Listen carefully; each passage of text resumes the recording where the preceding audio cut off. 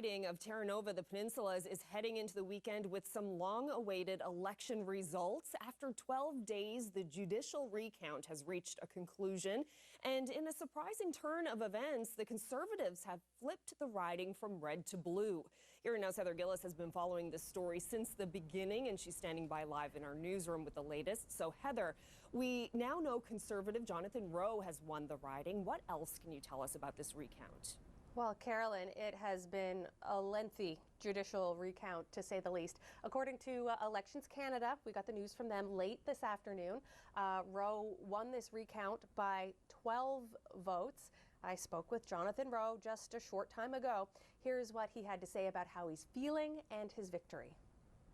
Well, there's not much time for celebrating.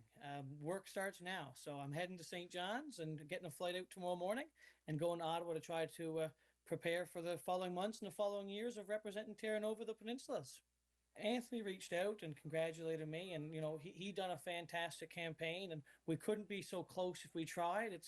And like I told Anthony, these past few days and weeks have been some of the hardest for both of us. There's not many candidates across the country that had such a grueling experience, and my heart goes out to him, and I wish him well. I'm sure that whatever he endeavors, and you never know, maybe in a few years' time there's another rematch.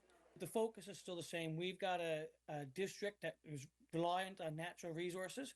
We've got to make sure that we've got a hold this Liberal government accountable and make sure that they're aware of the importance the natural resources has in our industry, and make sure we can get good, powerful paychecks to local people, and make sure that we get our young people can stay here at home and continue to work in this amazing province that we have. So just for some context, you may remember on election night, Rowe was ahead for most of the evening, but towards the end of the night, Germain caught up and then surpassed him slightly. But late in the night, that vote counting was paused with one poll of special ballots remaining. Then the following day, once the dust settled, Germain had won the riding by just 12 votes. So 12 seems to be the magic number here. And it was a margin that was so tight that it was enough to trigger an automatic recount. Now, these automatic recounts happen when the difference between the two leading candidates is less than 1/1000th of all votes cast. So the recount started in Marystown 2 Mondays ago. And then by the Tuesday evening, the first Tuesday, about 40,000 ballots were counted. But the judge overseeing the case, Garrett Handrigan, says there were more than 1,000 disputed ballots, and that was unprecedented. So he had to go through every single one of those ballots one by one and make a decision on how they should be counted. Now, the counting was also paused this week due to a water shutoff in Marystown, so that also took up some time as well.